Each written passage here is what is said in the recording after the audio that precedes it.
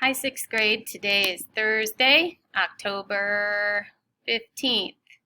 Today, we mostly just got to number 1. We shared our writing in small groups from what we wrote yesterday that had to do with rain or snow or the seasons. And we got some feedback from classmates, and then we took that back to our desks and used it to help revise. And I will kind of show you a sample of what that might look like. And then the other part of today was meant to be for me to go around and listen in for guided reading. So today I may ask to hear you read for guided reading. So if you're meeting me in a Google Meet, in fact, maybe plan on having your HMH tab open and I don't know how to do that for sure. I might have to have you jump out and jump back in, or I might just have one of you go today. Maybe that's what I'll do. I'll have one of you go today, and then the other 2 can go next Tuesday and Thursday. That should work. So plan on Dawson today if you're there, and then Ian, I'll have you go on Tuesday, and Holly, I'll have you go on Thursday next week. So plan to read to me those days. And then the last part of today was meant to be time to let you study for your test tomorrow. It is your 8th spelling week, and it is a review week. So really, we've been studying these studying these patterns for pretty much the entire time we've been in school. It's important to start getting them ingrained in your brain, so study extra hard, please. Remember the rule, I before E, except after C, and words that say A like neighbor and way, W-E-I-G-H. All right, so let's get into business here. I wrote a piece just a few minutes ago, and I used rain to write. And so I want to share that with you, and then I want to share how you can get some feedback from a sibling or a parent, and then how you can use that to help you revise. So mine says, the rain beat down. I was sad because I had just lost my dear grandma. She was important to me, and we shared many memories together. I wished I could have just one more day. And if you remember, I did not say you had to finish it. We just wrote during class for about 10 minutes. And so I have a piece of writing here, and you can tell that I used rain. That's my precipitation of choice. And I used it to mirror my feelings of sadness.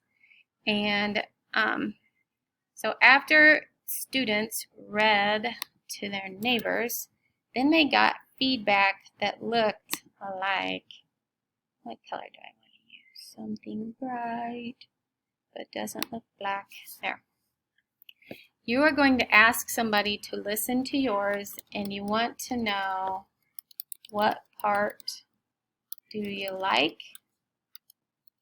You want them to tell the part they like the most, and then you also want to know what part do you want to know more about. So you're reading it out loud. The person who's listening is going to write you a note here, the part they like, and then they're going to write you a note, the part they want to know more about. The more input you can get from people, the better. So if you can have mom read it, and dad read it, and big sister read it, go ahead.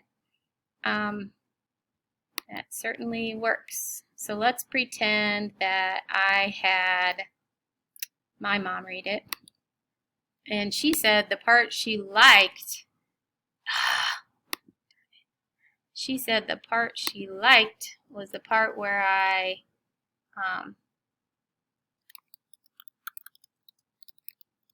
talk about grandma. And what do you want to know more about? She said, I want to know more about, let's see, tell me more about the rain. So I have my half a sheet of paper here, And I have input from different people, hopefully more than one. You need at least input from one person. Then I'm ready to do the second part of today, which is go in and revise what I wrote. So remember, our paper is cut down, or it's not cut, it's folded down the side here. Well, on this half of the paper, let me see if I can get over there. So on this half of the paper is where I'm going to write in my revisions based on what my mom said. So I look up here, and she wanted to know more about the rain. And I know Mrs. Shappett says that we can use figurative language. So maybe like a simile or a metaphor. What did it sound like? I mean, it was beaten. I want people to know it was like super pouring because I was super sad. And my sadness and the rain kind of match. So I think I could say, instead of the rain beat down, the rain hammered at the roof. I don't know if I spelled that word right. So I'm not calling it something else, but I am saying the rain is doing something that, I mean, it's not really a hammer. So that is figurative language. The rain hammered at the roof. Let's see, what's something that hammers besides a hammer? Rain hammered at the roof like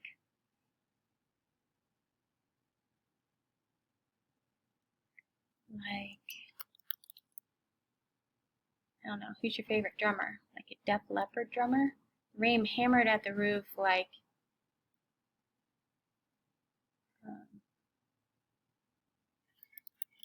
beating. Yeah, I don't know if I like that. I think I just like the, I don't want to make it like a drum. The rain hammered at the roof.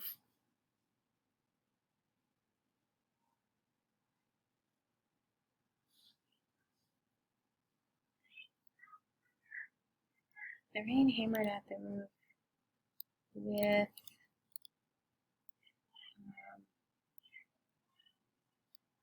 I want to say something like to the rhythm of my head, like I have a headache from crying.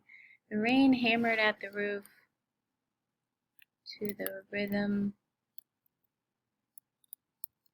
of my beating, throbbing head. Rain hammered at the roof to the rhythm of my throbbing head. Something like that. I want to say like the rain is beating down and my head hurts because when I cry a lot, my head hurts. So then, okay, so I'm saying how much it's raining. I'm kind of doing what my mom wanted me to do, is explain that the rain is like really pouring. And then I'm going to still have that part. I was sad because I had just lost my dear grandma. So I'm going to keep that. But maybe I better explain that my head's throbbing because I've been crying. So rain hammered at the roof to the rhythm of my throbbing head. I had been not just crying, I'd been sobbing for hours after learning about my grandma's death. So instead of saying the rain beat down, I was sad because I had just lost my dear grandma, I'm going to say the rain hammered at the roof to the rhythm of my throbbing head. I had been sobbing for hours after learning about my grandma's death. And then Mom also said, what part do you like? She likes the part I talked about Grandma. So, okay, so she likes that part. So I wonder if I could, it means I don't have to change it. She likes the part where I said she was important to me and we shared many memories together. So I know I want to keep that part in there. It's important. But I'm also kind of thinking maybe if she really liked that part, I should put some more of that in there.